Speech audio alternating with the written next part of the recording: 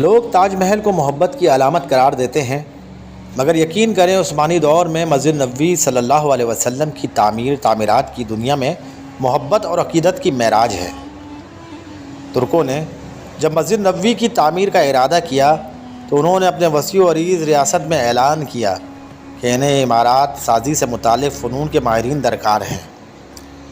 اعلان کرنے کی دیر تھی کہ ہر علم کے ماننے ہوئے لوگوں نے اپنی خدمات پیش کی۔ سلطان کے حکم سے استنبول کے باہر ایک شہر بسایا گیا جس میں اطراف عالم سے آنے والے ان ماہرین کو الگ الگ محلوں میں بسایا گیا۔ اس کے بعد عقیدت اور حیرت کا ایسا باب شروع ہوا جس کی نظیر مشکل ہے۔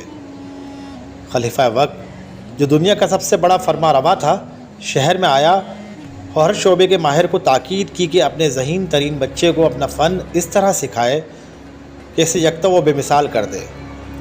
اس اثنا میں ترک حکومت اس بچے کو حافظ قرآن اور شہسوار بنائے گی۔ دنیا کی تاریخ کا یہ عجیب و غریب منصوبہ کئی سال جاری رہا۔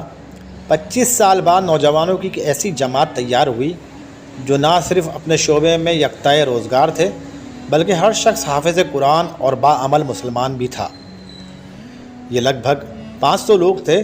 اسی دوران ترکوں نے پتھروں کی نئی کانیں دریافت کیں، جنگلوں سے لکڑیاں کٹوائیں، تختے حاصل کیے گئے اور شیشے کے سامان باہم پہنچایا گیا۔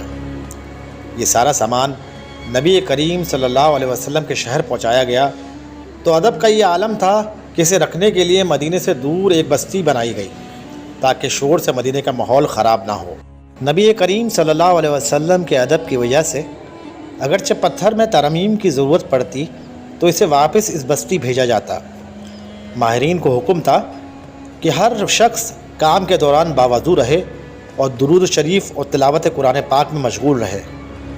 حجرہ مبارک کی جالیوں کو کپڑے سے لپیٹ دیا گیا کہ گرد و غبار اندر روضہ پاک میں نہ جائے۔ ستون لگائے گئے کہ ریاض الجنت اور روضہ پاک پر مٹی نہ گرے۔ یہ کام 15 سال تک چلتا رہا اور تاریخ عالم گواہ ہے ایسی محبت، ایسی عقیدت سے کوئی تعمیر نہ کبھی پہلے ہوئی اور نہ کبھی بعد میں ہوگی۔